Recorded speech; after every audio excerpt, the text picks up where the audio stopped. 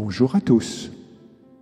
À travers cette vidéo, vous allez découvrir comment il est possible de réaliser un livre comme celui-ci dans sa totalité. Une réalisation donc de A à Z. Pour ceci, 3 étapes. Première étape, la préparation du fichier texte. Deuxième étape, le travail sur les cahiers. Et troisième étape, le travail de la couverture. Pour le fichier texte, j'utilise un éditeur PDF comme celui-ci qui s'appelle Foxit Phantom qui, dans sa version d'essai, est valable 14 jours. J'ai choisi le texte de la Bible car je crois en la valeur réelle de ce texte et c'est aussi pour faire un cadeau à quelqu'un qui m'est cher. L'éditeur permet donc de recadrer les pages pour avoir une lecture plus aisée et un texte assez grand, mais aussi de numéroter les pages de l'ouvrage en question qui en a 1680, qui seront imprimées par groupe de 40 pages en utilisant Adobe Reader tout simplement. Pensons à choisir le mode livret et à choisir recto verso si l'imprimante le permet ou recto simple en faisant 2 passes. Pour ce qui est de la conception des cahiers, une fois les pages imprimées, les feuilles sont regroupées, 40 pages, 10 feuilles en tout, on les plie, et une fois bien pliés, l'ensemble des cahiers est donc constitué. Il est conseillé de mettre sous presse pour bien marquer les plis. Cela nous aidera pour la suite. Entre 2 planches,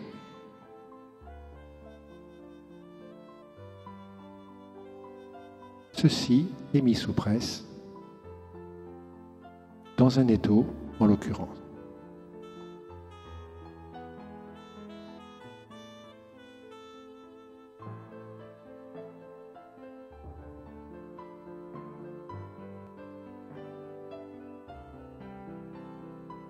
Pour un temps de serrage de quelques heures.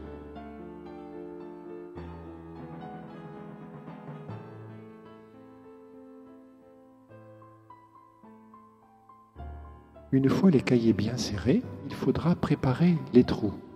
D'ordinaire, on utilisait une scie à greffer, comme le font les relieurs, mais j'ai constaté que les trous n'étaient pas très nets et il est bien plus précis d'utiliser un poinçon, donc une grosse aiguille, et j'ai conçu cette petite machine à poinçonner. Elle est constituée de 2 cornières aluminium percées à certains endroits, l'une sur l'autre. On a des repères pour le A4, pour le A5, un verrouillage. Et chose importante, entre ces 2 cornières, sur un côté, il y a un petit morceau d'aluminium, donc 3e cornière, épaisse d'environ 1 mm, qui permet d'accueillir l'épaisseur du cahier glissé. Voici comment cela fonctionne. Je glisse un cahier entre les 2 cornières, je verrouille et il suffit de percer aux bons endroits. Je dois faire 6 trous par cahier. Nous verrons en détail à quel endroit les faire. Et c'est ainsi pour chaque cahier. Une fois tous les cahiers réalisés, voilà ce que ça donne. En gros plan, vous verrez mieux. Les 6 trous sont répartis, un en extérieur haut, un en extérieur bas, et 2 paires de trous distants d'1 centimètre. J'utilise du fil dit au chinois, fil de lin, très résistant, et une bande ou 2 bandes de 1 cm de large.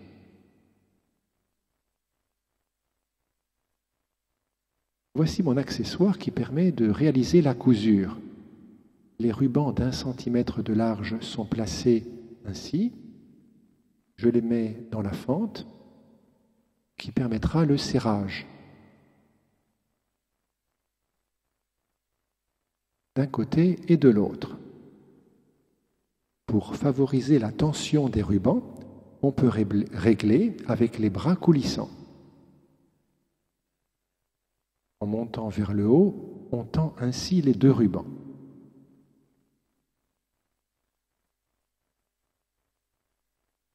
Maintenant, avec notre aiguille et notre fil de lin, il va falloir coudre ces différents cahiers.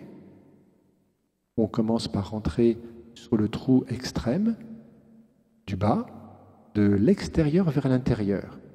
À l'intérieur, le fil passe par ici et ressort au niveau du premier ruban.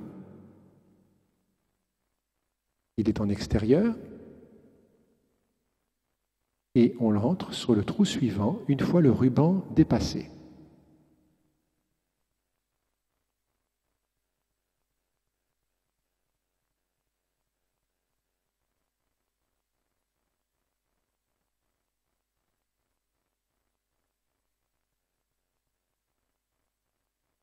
On va le rentrer juste après le ruban, donc. Il sera du côté intérieur. Et ainsi de suite.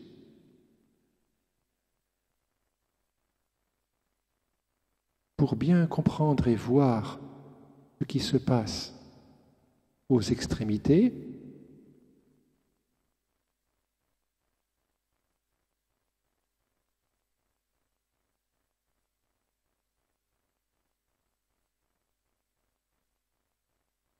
on passe ensuite au deuxième cahier.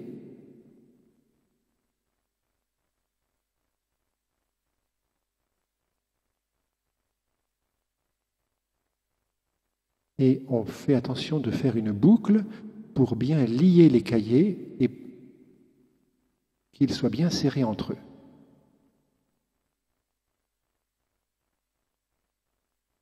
On pense à faire une boucle en rentrant comme ceci. Tous les cahiers seront donc assemblés, cousus entre eux. Il est conseillé de bien travailler les cahiers tassés pour que le fil soit bien tendu. Si le fil n'est pas assez long, on en prendra un deuxième. Voilà l'ensemble des cahiers cousus. On remarquera qu'il est assez tendu et que tout a bien été pris à travers les rubans. On veillera à ce que les cahiers dépassent d'un petit millimètre, une fois bien tassés, de façon à ce qu'on puisse encoller le dos des cahiers et que la colle pénètre entre chaque cahier. J'utilise une colle acrylique spéciale papeterie aux reliures et nous serrons dans la presse et le collage se fera de façon efficace. Par-dessus, je dépose un tissu coupé aux bonnes dimensions au préalable sur lequel je place un morceau de PVC qui empêchera la colle de coller ailleurs.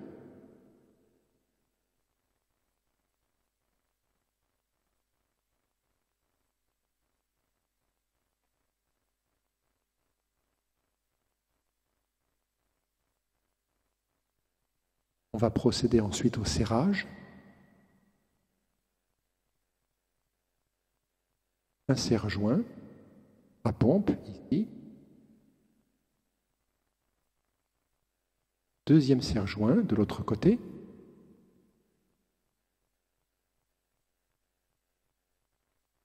Et on serre pour un collage efficace.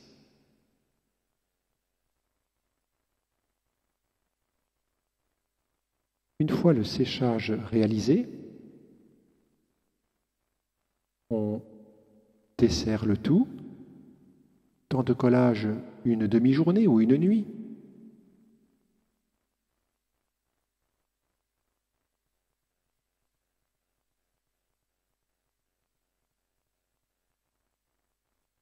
Et les cahiers, donc maintenant, ensemble, forment un tout.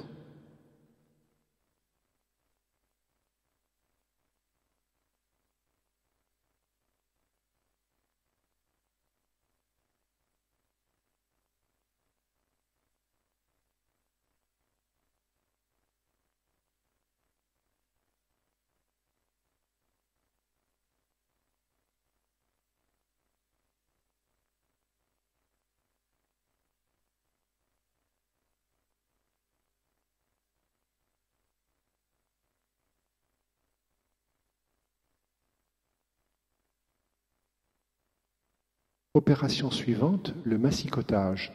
J'ai racheté ce vieux massicot qui était en mauvais état, je l'ai restauré et nettoyé pour 100 €. J'ai aussi affûté bien sûr la lame. Le serrage est fait, l'ensemble des cahiers est déjà en place et on procède à la coupe. Nous couperons les 3 côtés, le haut, le bas et le côté extérieur.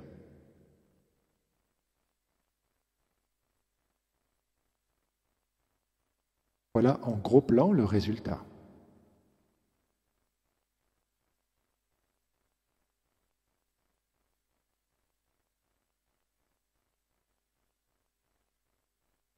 J'ai récupéré sur un vieux dictionnaire ces petits morceaux de tissu dont je ne connais pas le terme exact, mais qui permettront d'assurer une finition jolie sur le haut et le bas du bord des cahiers assemblés.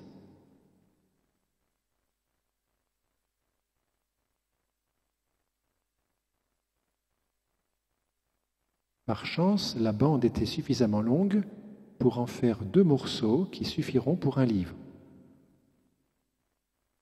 On l'encolle.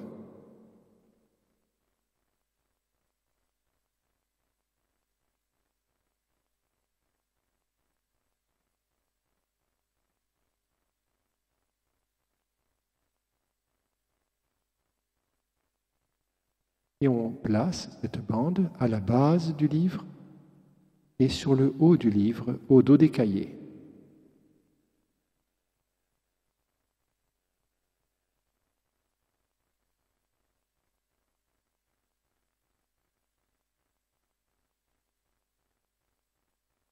Je vais poser ces 2 petits morceaux de façon à ce que le poids du livre permette un séchage sous modeste pression.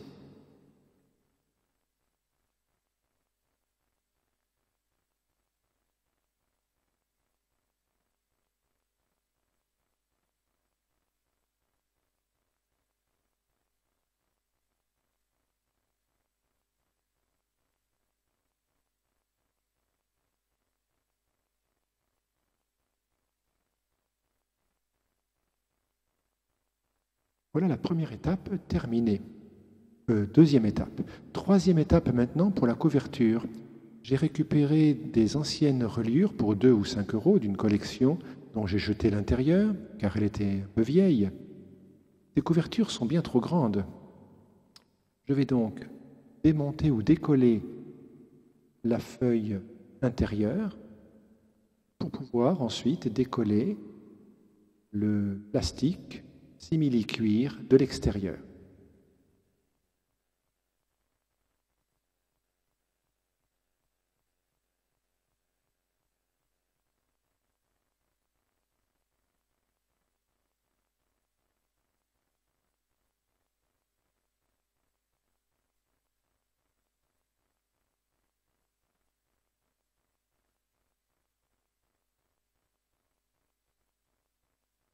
On coupera au cutter l'excédent de la couverture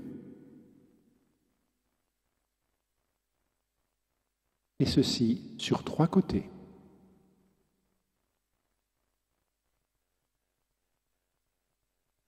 Le carton est épais, il faut passer le cutter un bon nombre de fois.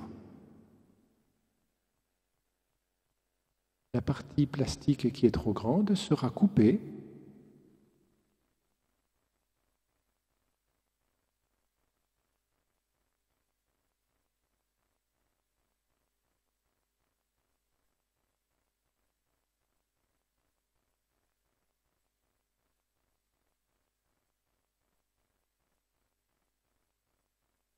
Pour les angles, il faut bien décoller la partie papier qui reste.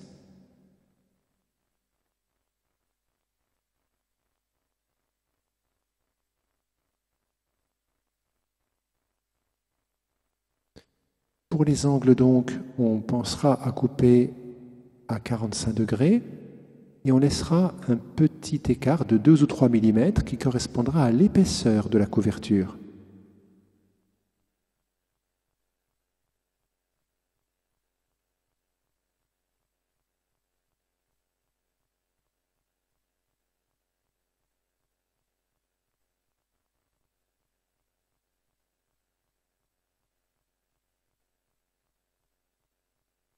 On marque bien l'angle pour le collage.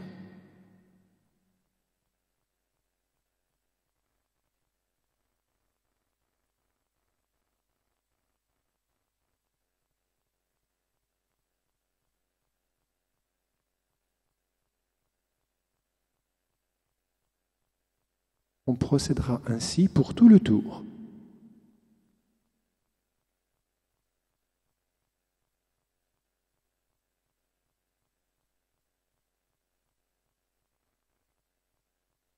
On va ensuite mettre sous presse pour l'opération de serrage dans des grandes planches, entre deux grandes planches.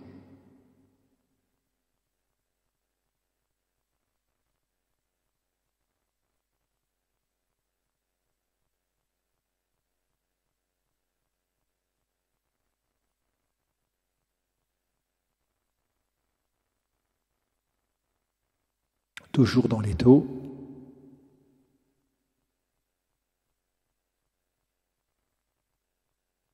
Et les serre-joints permettront d'effectuer un serrage régulier sur l'ensemble de la surface.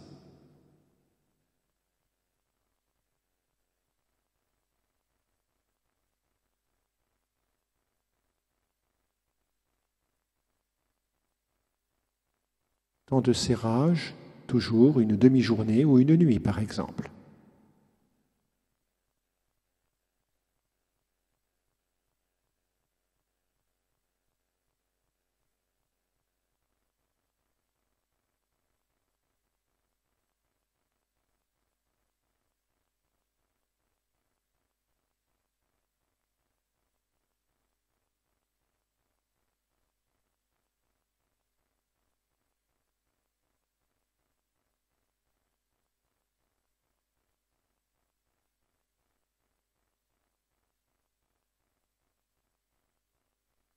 Ensuite, j'imprime sur papier 120 grammes de couleur bleu nuit ou bordeaux qui serviront pour les petites étiquettes de la tranche du dos du livre. J'utilise du papier doré foil, F-O-I-L, que l'on peut se procurer sur les sites de scrapbooking par exemple. Il est important d'avoir imprimé sur imprimante laser dont l'encre devient collante quand elle est chaude. On glisse l'ensemble entre deux feuilles normales ou une feuille pliée en deux et on glisse l'ensemble donc dans la plastifieuse. Et j'ai vu par ailleurs qu'il était conseillé de faire 2 passes.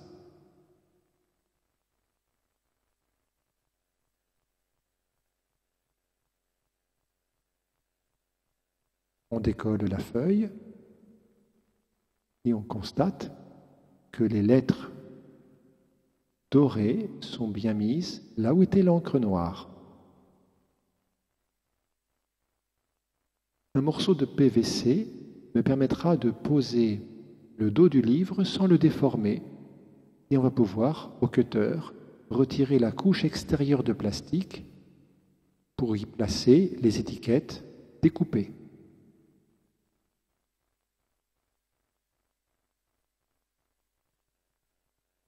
Un autre PVC de dimension plus réduite nous permettra, avec ces 2 pièces, d'assurer un bon serrage pour le collage.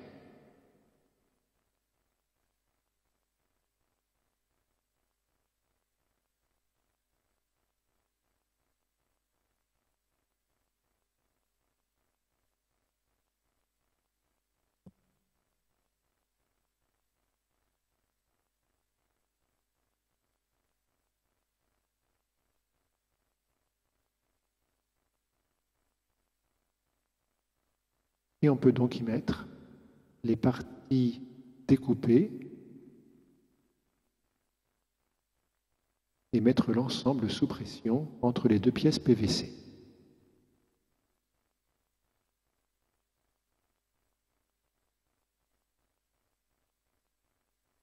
Sur le rouge apparaît le 1 du tome 1, il y aura 2 tomes en tout, et sur la partie bleue figure le titre et l'auteur.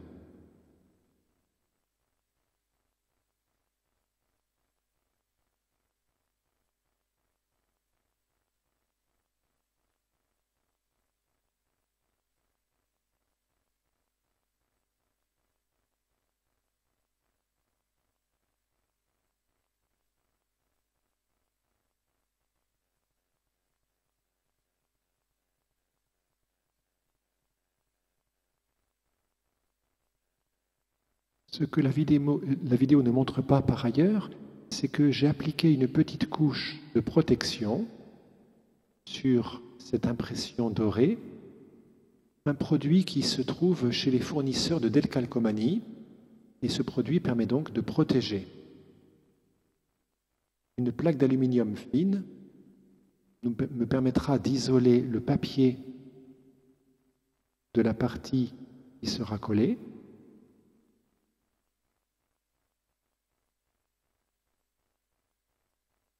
On en colle le tissu et les bandes.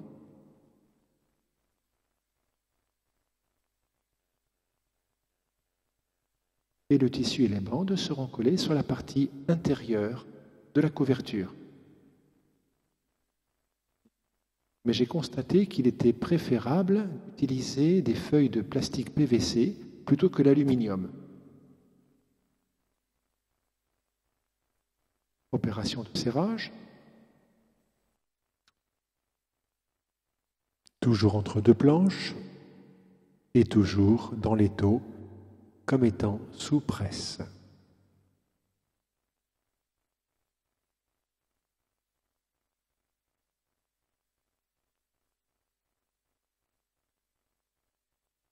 Alors, après une nuit de séchage, nous découvrons le résultat.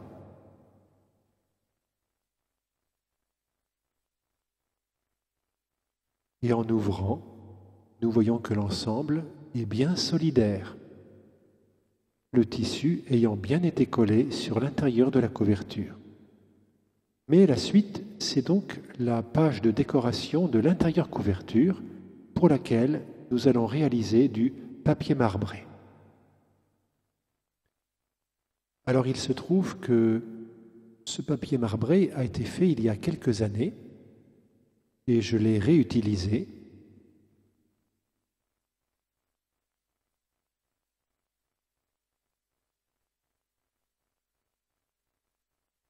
Mais pour la démonstration, je vais utiliser une autre marque de peinture marbrée.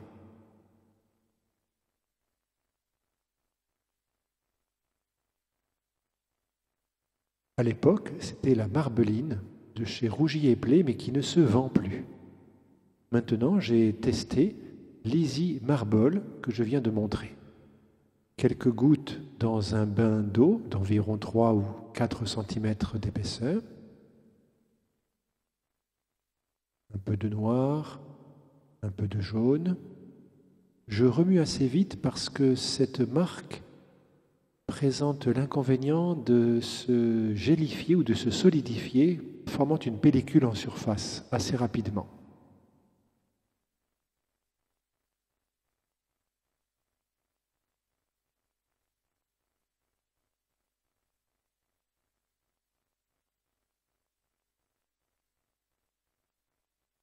On place la feuille délicatement sans laisser d'air entre le bain et elle-même.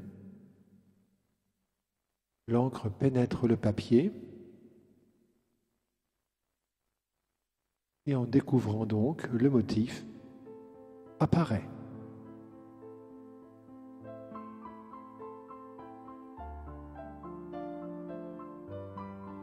Avec cette nouvelle marque, donc, j'ai réalisé des motifs très vifs, comme ceci, tandis que la Marbeline présentait ses anciens motifs, en violet, rose, gris noir. Vous trouverez sur Internet plusieurs vidéos de présentation de ce type de peinture, avec différents tutoriels.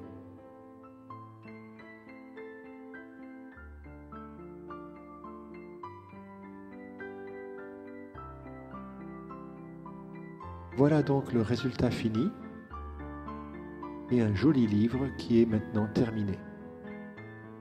La vidéo s'achève. Sachez simplement que c'est avec ces méthodes que j'ai pu réaliser d'autres travaux, comme par exemple cette série de 34 ouvrages imprimés également sur imprimante laser et pour lesquels j'ai récupéré des reliures toutes faites existantes de sélection du Reader's Digest.